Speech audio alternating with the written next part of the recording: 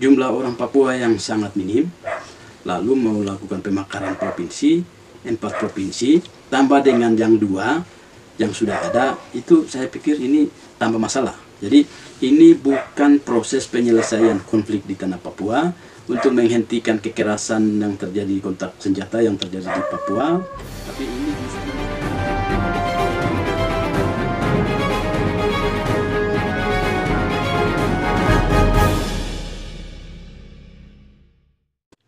ya, terkait dengan pemekaran provinsi di tanah Papua, itu saya melihat ada berpotensi akan terjadi dugaan pelanggaran HAM yang meluas.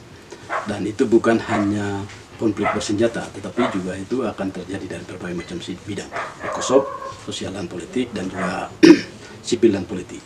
Nah, saya berpikir bahwa pemerintah pusat itu lebih pintar, lebih hebat, bisa menganalisis sesuatu, tetapi tidak pernah berpikir risiko dan masalah yang akan terjadi di Papua.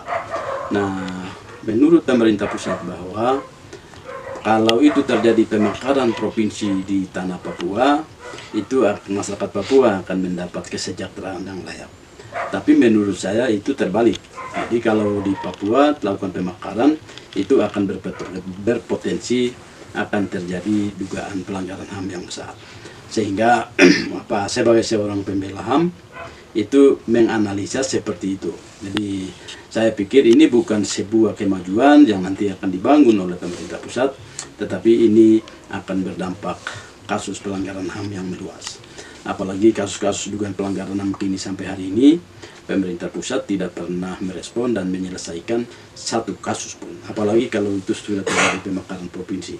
Nah, pemekaran provinsi itu akan membuka ruang yang luas bagi OPM atau TPNBB, dan itu mereka akan bergerak dan lebih bebas. Karena nanti akan terjadi adalah pemekaran kabupaten dan pemekaran provinsi dan kabupaten, berarti perangkatnya juga akan disertakan ikut. Misalnya nanti akan bangun Kodam, nanti akan bangun Polda, dan lain-lain. Dan itu tidak terlepas. Jadi saya berpikir bahwa nanti akan terjadi penghilangan etnis terhadap orang Papua. Jadi pelanggaran hak asasi manusia akan meluas, dan kemudian nanti orang Papua, orang asli Papua akan semakin, ruang mereka akan semakin bersempit kalau misalnya ini di daerah-daerah tersebut itu diisi oleh imigrasi.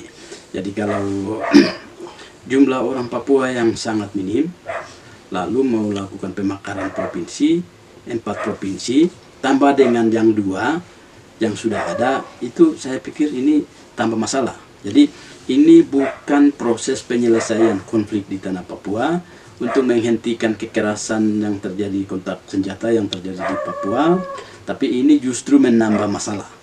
Nah, saya berpikir bahwa itu akan buka ruang yang luas, ruang yang bebas, sehingga masalah Papua akan terus terjadi.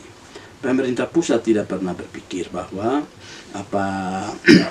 tidak pernah duduk sama-sama dan berbicara dengan orang-orang yang berbeda pandangan.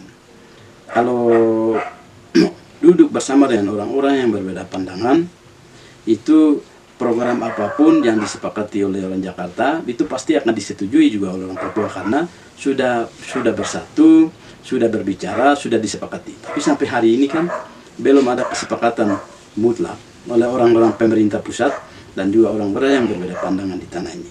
Jadi orang-orang yang mengajukan kepentingan melakukan pemekaran provinsi itu menurut saya bukan orang-orang Papua, masyarakat asli Papua yang minta. Ini orang-orang elit-elit yang punya kepentingan yang minta untuk melakukan pemekaran provinsi. Dan saya khawatir kalau itu terjadi pemekaran provinsi, itu ruang bergerak OPM akan meluas, dan juga nanti pelanggaran HAM akan menjadi meningkat.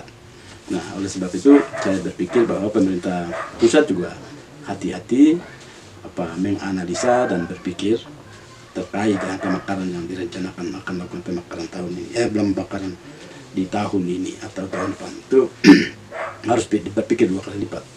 Jadi tidak harus serta-merta orang Papua terus berteriak minta merdeka, dan kemudian orang pusat memberikan apa namanya pemekaran provinsi itu menjadi suatu jawaban, itu sangat tidak mungkin. Nah, kemudian juga pemekaran provinsi itu kan memadamkan isu soal Papua Merdeka itu menurut saya tidak. Jadi saya semua program itu bisa dilakukan oleh pemerintah pusat, tapi dalam pemerintah pusat harus berbijak, melakukan dialog dengan berbagai pihak dan juga orang-orang yang berbeda pandangan sehingga semua proses pembangunan di Papua itu bisa berjalan. Tapi kalau tanpa melibatkan orang-orang yang berbeda pandangan, nanti stabilitas bangsa ini, stabilitas negara ini dalam konteks Kamtipmas itu akan terganggu. Nah, saya pikir itu.